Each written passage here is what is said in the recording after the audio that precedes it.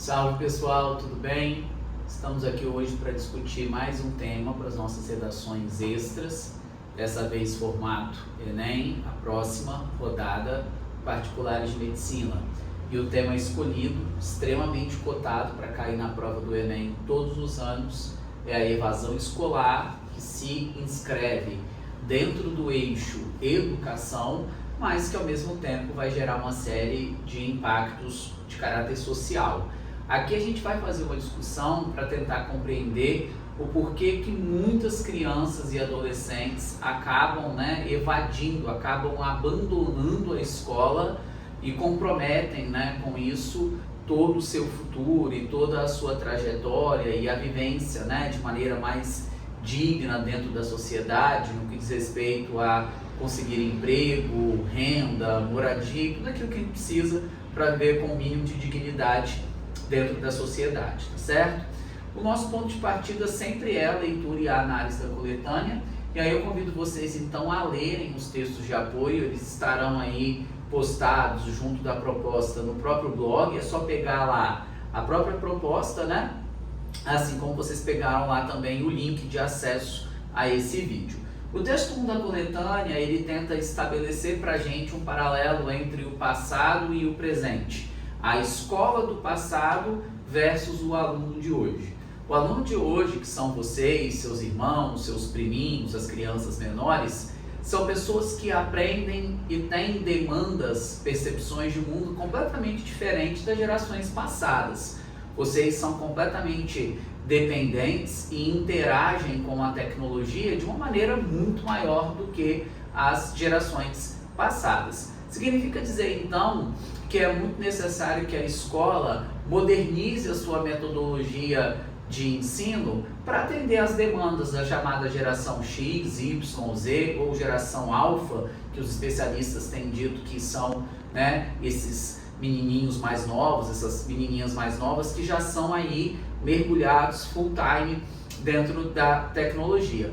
Só que mesmo em meio a toda essa tecnologia disponível e em meio a toda essa necessidade, a escola ainda se mantém conservadora, dando as suas velhas e famosas aulas baseadas no chamado antigo cuspe-giz, ou seja, o professor falando, que hoje na verdade é cuspe e pincel, o que muda é só o instrumento, mas o formato de educação acaba sempre sendo o mesmo. Um formato de educação baseado na cópia, na memorização, no sistema de provas e tudo aquilo que a gente sabe que precisa para ontem ser transformado. Então o texto 1 da coletânea coloca essa reflexão. Será que esse formato de metodologias, currículos, conteúdos ultrapassados da escola não tem contribuído para a evasão escolar? Fica esse questionamento que a gente vai esmiuçar um pouquinho mais à frente. O texto 2 da coletânea mostra a comparação salarial do professor brasileiro com professores de outros lugares do mundo. E não é de se espantar que o professor brasileiro é o mais mal remunerado, comparado aí, de países como os Estados Unidos, Japão ou países europeus. E aí é claro que a desvalorização salarial do professor vai comprometer a qualidade da aula que essa pessoa ministra e, consequentemente, a evasão escolar, porque uma vez que a aula se torna ruim, mecânica, desmotivante, o aluno tende a ficar entediado e não sentir vontade de permanecer na escola. O texto 3 da coletânea cita a importância da infraestrutura escolar, a falta de infraestrutura das escolas no oferecimento de quadras poliesportivas, laboratórios de informática, bibliotecas, torna o espaço escolar desinteressante, entediante e desmotivante e contribui sim para que o aluno não sinta vontade de permanecer dentro dos colégios brasileiros, públicos principalmente, gerando aí a evasão escolar. E por fim, o texto 4 mostra para a gente a evasão escolar por região, e não é de se espantar que a região nordeste do país concentra os maiores volumes de evasão escolar, justamente por ser a região do país onde há maior vulnerabilidade, baixos IDHs e, consequentemente, então, uma baixa frequência de crianças e adolescentes regularmente matriculados na escola, tá certo? Lida a coletânea, O momento subsequente é o momento de formular a tese, é quando a gente vai se perguntar por que tem existido evasão escolar no nosso país? E a resposta é muito simples, isso tem acontecido devido à vulnerabilidade social e devido às metodologias ultrapassadas. Quando eu falo em vulnerabilidade social, eu preciso entender que muitos alunos que abandonam suas escolas o fazem para sair para trabalhar e contribuir com o orçamento familiar.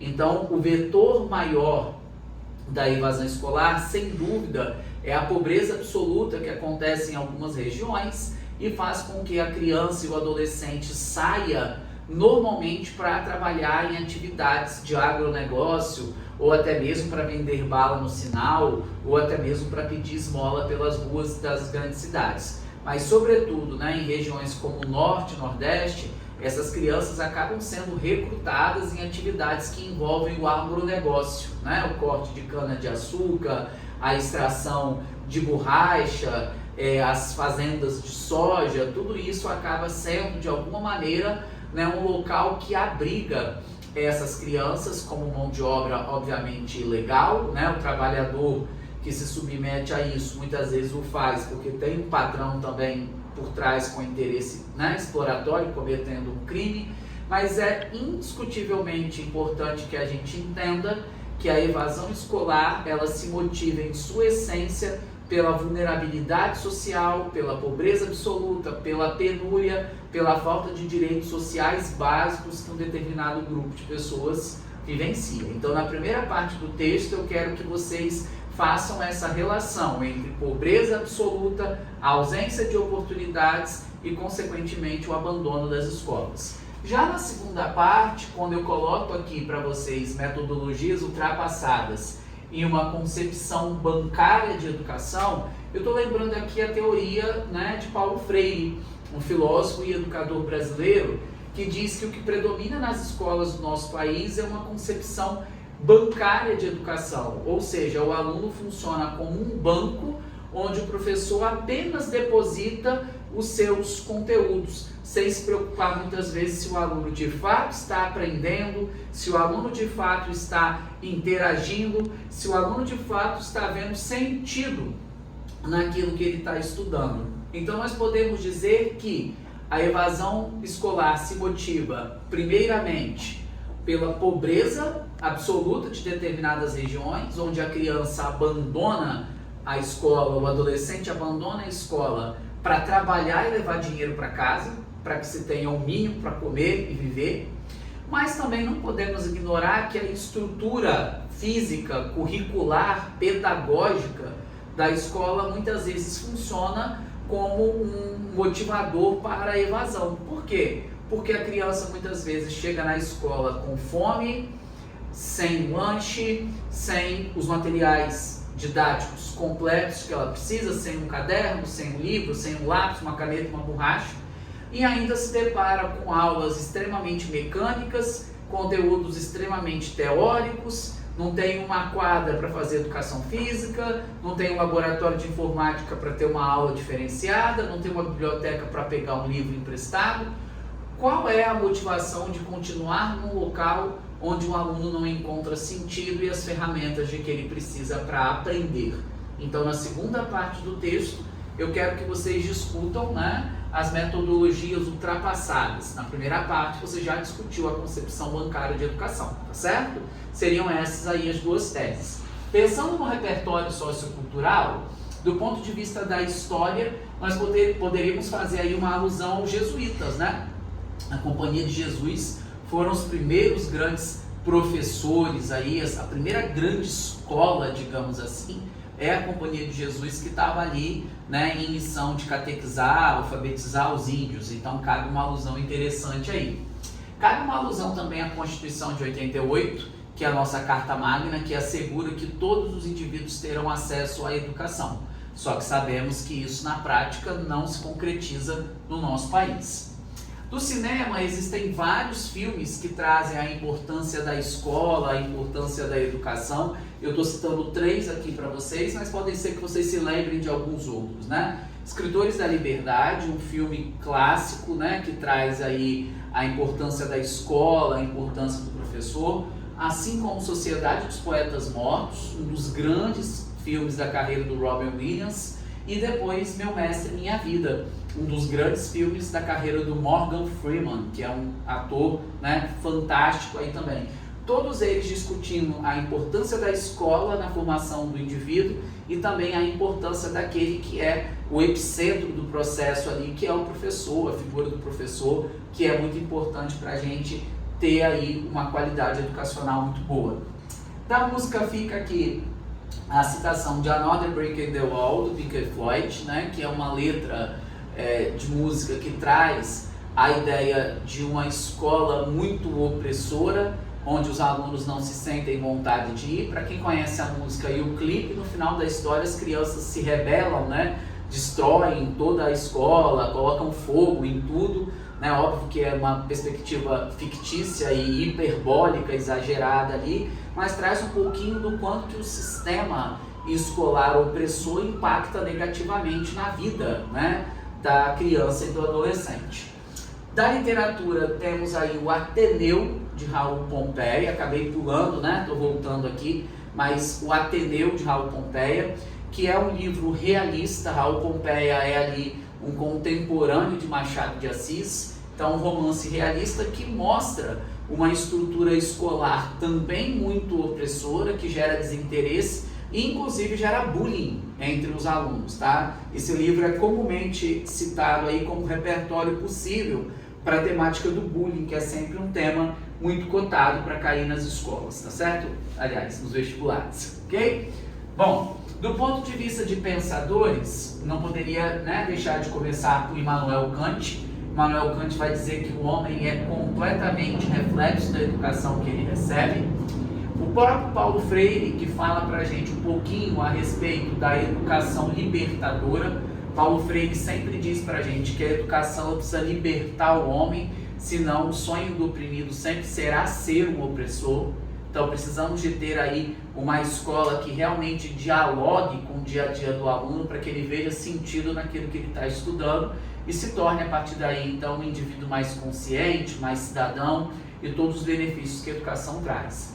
Edgar Morin, que vocês já estão aí saturados de me ouvirem falar desse pensador, mas ele realmente é bem central para as nossas discussões. O Edgar Morin é um crítico, né, ferrenho desse formato de escola tradicional, esse formato mais estanque, vamos dizer assim, das escolas. O Morin sempre está dizendo que o saber multidisciplinar e transdisciplinar das escolas é que vão garantir a formação cidadã do aluno, ou seja, que as disciplinas escolares comuniquem-se entre si para que o aluno veja sentido naquilo que está estudando. Ao passo também que eu poderia citar John Locke e Rousseau, já que não garantir o acesso do indivíduo à educação é sim claramente uma violação do contrato social, tá certo?